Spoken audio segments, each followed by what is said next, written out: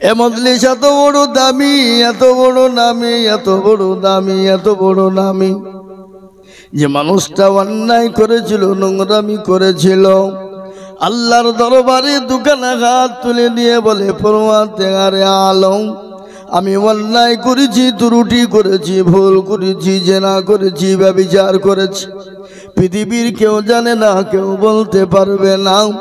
আল্লাহ তুমি আর আমি ছাড়া কেউ বলতে পারবে না। এতগুলা মানুষের সামনে আমাকে বেইজ্জতি করো না। জীবনেও কোনোদিন অন্যায় করব না, জীবনেও কোনোদিন নোংরামি করব না। আল্লাহ তওবা নাসুহা করে নিলাম, আর জীবনেও কোনোদিন খারাপই করব না। মাবুদ গো, এতগুলা মানুষের সামনে তুমি আমাকে বেইজ্জতি করো না। আল্লাহর দরবারে চোখের পানিকে ফেলে দেয়, চোখের পানি গড় গড় গড় গড় করে ঝরিয়ে দেয়।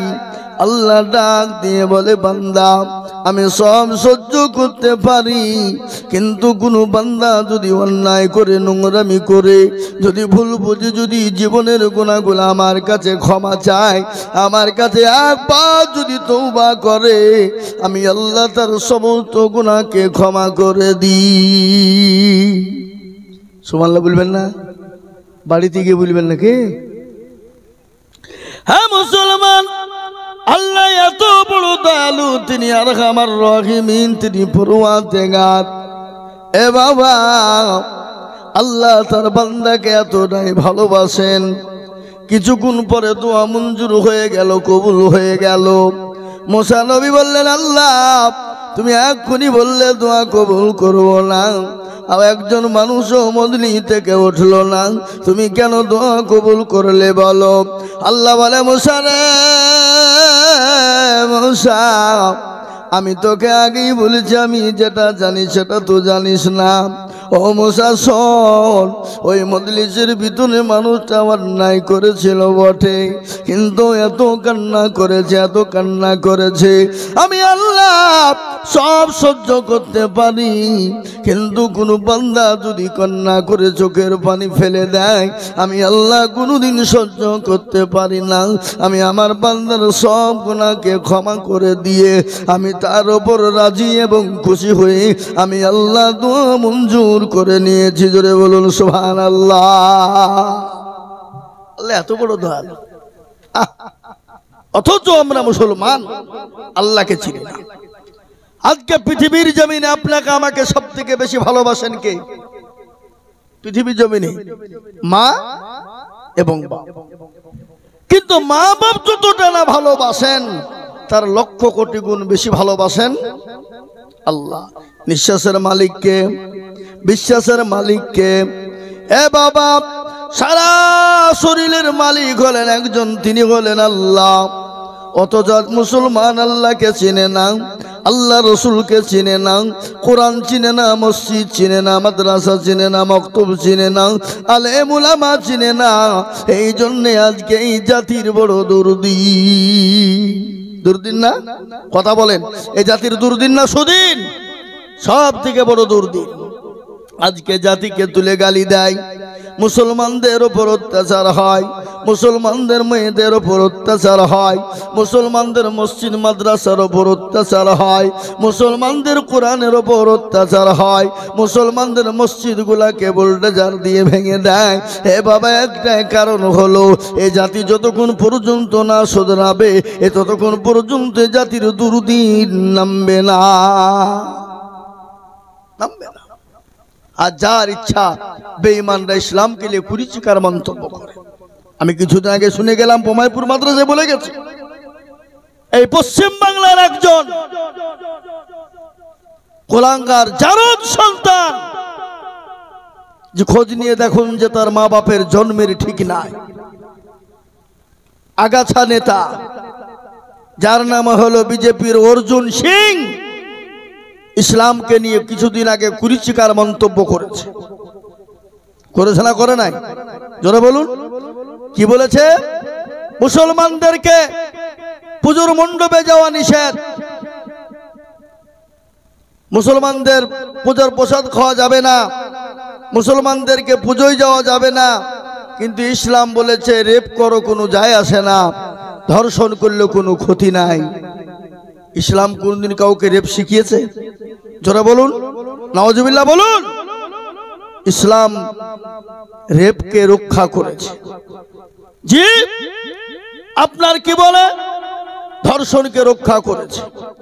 আজকে গোটা দেশে বিশ্বে আপনি লক্ষ্য করে দেখুন তো, ধর্ষণ কাদের ভিতরে, ব্যভিচার কাদের ভিতরে, রেপ কাজ কাদের ভিতরে? ওই সমস্ত নেতাদের ভিতরে যারা ইসলাম বিরোধী কথা বলে, তাদের ভিতরে আছে না নাই? জোরে বলুন, কথা বলেন না কেন? এ বাবা, ইসলাম পরিষ্কার পরিচ্ছন্ন। ইসলামের ভিতরে দলপাটি মেজরিটি মাইনরিটি নেই। ইসলাম এক। ইসলাম কাউকে গালি দেয় না। কোরআন বলেছে লাকুম দীনুকুম ওয়ালিয়া দীন, তোমার ধর্ম তোমার কাছে, আমার ধর্ম আমার কাছে। লা ইকরাহা ফিদ্দীন, ধর্মের ব্যাপারে কোনো বাড়বাড়ন্তি নেই। ইসলাম কাউকে গালি শেখায় না, ইসলাম কাউকে খারাপ কাজ শেখায় না, ইসলাম কোনোদিন ধর্ষণ শেখায় না, ইসলাম কোনোদিন রেপ শেখায় না। ইসলাম রেপকে রক্ষা বন্ধ করে, ইসলাম ধর্ষণকে বন্ধ করে, ইসলাম খারাপিকে বন্ধ করে দেয়। আর ওই কুলাঙ্গার, বেয়াদব, নালায়েক, অভদ্র, বাপের জারদ কুলাঙ্গার সন্তান বিজেপির সংসদ অর্জুন সিং আগাছা, সে ইসলামকে কুরুচিকর মন্তব্য করে। আমি আজকে বলতে চাই বন্ধু, যারা ইসলামের বিরোধিতা করেছে, কোরআনের বিরোধিতা করেছে, দ্বীনের বিরোধিতা করেছে, আল্লাহ হয় তাদেরকে কলমাওয়ালা বানিয়ে মুসলমান বানিয়ে নিয়েছে, নচেত তাদেরকে দুনিয়ার জমিনে লাঞ্ছিত অপমানি করে বেইজ্জত করে তাদেরকে বেঈমানি করে তারা বেঈমানি হয়ে মারা গেছে। জিয়েছে না যায় না? জোরে বলুন। জি, আমাদের গোধনপাড়া মাদ্রাসায় কয়েক বছর আগে একজন মানুষ এসেছিলেন, যার নাম হলো বলবার সিং। আপনারা শুনেছেন তো নাকি? বলবার সিং, সে ভারতবর্ষের বাবরি মসজিদের সর্বপ্রথম মিনারে আঘাত করে মসজিদ ভেঙেছিল। তারপরে সে কলমাওয়ালা হয়ে মুসলমান হলো। তারপরে তিনি বলে গেছেন, আমি ভারতবর্ষের জমিনে 100টা মসজিদ তৈরি করে দিয়েছি। আল্লাহ তাকে কলমাওয়ালা বানিয়ে দুনিয়ার জমিন থেকে বিদায় করে দিয়েছে। এ বাপ, আজ ইসলামের বিরোধিতা যারা করবে, আল্লাহ তাদেরকে দুনিয়ার জমিনে লাঞ্ছিত, অপমানিত, ঘৃণিত করবে। আজকে ভারতবর্ষের জমিনে আজকে ইসলামকে নিয়ে যারা কুরুচিকর মন্তব্য করে, যারা মসজিদ মাদ্রাসায় বুলডোজার চালায়, যারা কোরআনকে পুড়িয়ে দিতে চায়, যারা মুসলমানদেরকে উপর অত্যাচার করে, সংখ্যালঘুদের উপর অত্যাচার করে, কিন্তু এটা জেনে নাও, ভারতবর্ষে 800 বছর রাজত্ব করেছিল মুসলমানেরা। কত বছর? কথা বলেন না কেন ভাই? 800 বছর। যদি মুসলমানরা মনে করত, মুসলমানরা যদি অত্যাচারিত হতো, মুসলমানরা যদি জালেম হতো, মুসলমানরা যদি শাসন করনেওয়ালা হতো, ভারতবর্ষের জামিনে কোনো ধর্মের কোনো জাতির লোক খুঁজে একটা ওষুধ করা মতন পাওয়া যেত। কিন্তু ইসলাম বলেছে কোনো ধর্মকে গালি দিও না, কোনো ধর্মকে নিয়ে টানাটানি করো না, কোনো ধর্মের ব্যাপারে ভ্রান্তি করো না। কোনো ধর্মকে তুমি যদি গালি দাও, সে তোমার আল্লাহকে গালি দিয়ে দেবে। কোনো ধর্মকে যদি তুমি গালি দাও, সে তোমার রসুলকে গালি দিয়ে দেবে। খবরদার কোনো ধর্মকে গালি দিও না। আজ পর্যন্ত কোনো মুসলমানের মুখে শুনেছেন ইসলামকে গালি, কোনো ধর্মকে গালি দিয়েছে? কোনদিন শুনেছেন কোনো মূর্তি মুসলমানরা ভেঙেছে, মন্দির ভেঙে দিয়েছে? নো, একটাও ভাঙে নাই। কিন্তু মুসলমানদের অনেক মসজিদ ভেঙেছো, মাদ্রাসা ভেঙে দিয়েছো, মুসলমানদের অনেক হত্যা করেছো। তার হাজারে হাজারে প্রমাণ। এই ভারতবর্ষের জমিনে 800 বছর রাজত্ব করে গেল মুসলমান, কোনোদিন একটা কারোর সঙ্গে খারাপ ব্যবহার করেনি, কোনোদিন তাদের সঙ্গে খারাপ অত্যাচার জুলুম করেনি, তাদের মন্দির ভাঙেনি, গির্জা ভাঙেনি, গুরুদুয়ার ভাঙেনি। আজকে তোমরা মুসলমান সংখ্যালঘুদের উপর অত্যাচার করো কেন? সে মুসলমানরা নবীর আদর্শ আদর্শিত, সে মুসলমানরা নবীর প্রেমিক। নবীর আদর্শ আদর্শিত যারা হবে, তারা কোনোদিন অন্যায় করতে পারে? কথা বলেন না ভাই, একটু কথা বলেন না কেন? তারা অন্যায় করতে পারে? অন্যায় করতে পারে না। তারা কখনোই তারা খারাপ কাজ করতে পারে না, তারা রেপ করতে পারে না, ধর্ষণ করতে পারে না, কোনো জাতিকে গালি দিতে পারে না, কোনো ধর্মকে গালি দিতে পারে না। যারা নবীর আদর্শ আদর্শিত হবে। আল্লাহ নবী সাল্লাল্লাহু আলাইহি সাল্লাম তিনি দয়ার নবী রাসূল প্যারা নবী অমুসলমানদের সঙ্গে কেমন ব্যবহার করেছেন একটু আমি আপনাদেরকে শোনাই। একদিন নবী পাক সাল্লাল্লাহু আলাইহি ওয়াসাল্লাম সাহাবায়ে একরামদের ভিতরে কোরআন শিক্ষা দিচ্ছিলেন। কেন নবী বলে গেছেন খায়রুকুম মান তাআল্লামাল কুরআনা ওয়া আল্লামাহু, যারা কোরআন শিখে অপরকে শিক্ষা দেয় তারা হলো পৃথিবীর সর্বশ্রেষ্ঠ ব্যক্তি। মুসলমান সাহাবায়ে একরামদেরকে কোরআন শিক্ষা দেয়। ইতিমধ্যে দরদি মুসলমানগণ ও আল্লাহওয়ালা ভালো করে কান করে শুনবেন। ইতিমধ্যে এক ইহুদি এসে নবীর কাছে এলেন, এসে বললে ইয়া রাসূলুল্লাহ ইয়া হাবিবাল্লাহ, নবী গো আমি 100 খান টাকা আপনাকে আমানত দিয়ে গেলাম। ওগো রাসূল আমি 15 দিনের পর আপনার কাছ থেকে নিয়ে যাব। রাসূলুল্লাহ ওই টাকাটা নিয়ে রেখে দিলেন। একদিন 2 দিন 3 দিন 4 দিন চলে যায়, কিন্তু ইহুদির ভিতর বড় খারাপ। আমার নবীকে অপমান অপদস্থ করবে, আমার নবীকে অপমান অপদস্থ করার জন্য 5 দিনের দিন ইহুদি আমার নবীজির কাছে গেলেন। সাহাবায়ে একরামদের সামনে নবীজি বসে রয়েছেন। নবীর কলার কানা টেনে তুলে বললেন মুহাম্মদ, হে মোহাম্মদ আমি জানি তোমার ধর্মের মানুষরা বড় খানদানিরা, তারা মানুষের সমস্ত টাকা লুটপাট করে খেয়ে নেয়, আমানতের মাল তারা ভোগ করে খেয়ে নেয়। হে মোহাম্মদ আমি তোমাকে 100 খান টাকা দিয়ে গিয়েছিলাম, বলো তুমি ওই টাকাটা কেন আমাকে ফেরত দাও না, কেন তুমি খেয়ে নিয়েছো বলো। নবীজির কলার কানা যখন টেনে ধরলেন, পাশে ছিলেন হযরত ওমর। নবীজির সাহাবা হযরত ওমর চোখ গলা মোটা হয়ে গেছে, সাহাবাদের চোখ গলা মোটা হয়ে গেছে, গর্দান ইহুদির উড়িয়ে দেবে, ইহুদিকে দুনিয়ার জমিনে বেঁচে রাখবে না। পাশে ছিল ওমর, ওলঙ্গা তরবারি নিয়ে ওই ইহুদির হাতে আঘাত করে দেয়। ইহুদির হাতটা খুলে গেল। প্যারা নবী তিনি নিচু মাথা করে বসে গেলেন। ওই ইহুদি কিছুক্ষণ দূরে গিয়ে বসে গেলেন।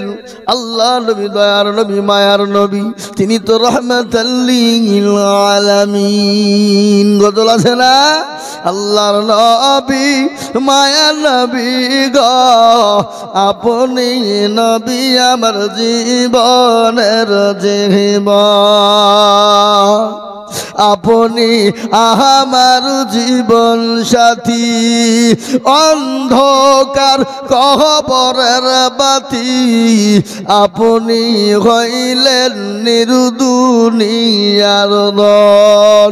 আল্লাহর নবী মায়া নবী গো, আপনি নবী আমার জীবনের জীবন, আপনি রাহমাতাল লিল আলামিন, আপনি উম্মতের জামিন, আপনি রাহমাতাল লিল আলামিন, আপনি উম্মতের জামিন, আপনি হইলেন গুনাহগার উম্মতের আপনজন। আল্লাহর নবী মায়া নবী গো, আপনি নবী আমার জীবনের জীবন, দেখিয়া আপনার মুআজিজা, ভাগ্যবতী হলেন খাদিজা, দেখিয়া আপনার মুআজিজা, ভাগ্যবতী হলেন খাদিজা, সোফা দিলেন জীবন যৌবন। ও মাল দৌলত ছিল আপনাকে সোফা দিল, আপনাকে বানাইল আপনজন। দল, এ মুসলমান দরদি আমার ভাইরা, আল্লাহ ওয়ালারা, আমার নবী এত দয়ার নবী, মায়ার নবী, রহমতের নবী। আল্লাহ কোরআনের মধ্যে বলে দিলেন, ওয়া মা আরসালনাকা ইল্লা রাহমাতাল লিল আলামিন। হে মুসলমান, আমার নবীকে আল্লাহ রহমত করে দুনিয়ায় বানালে।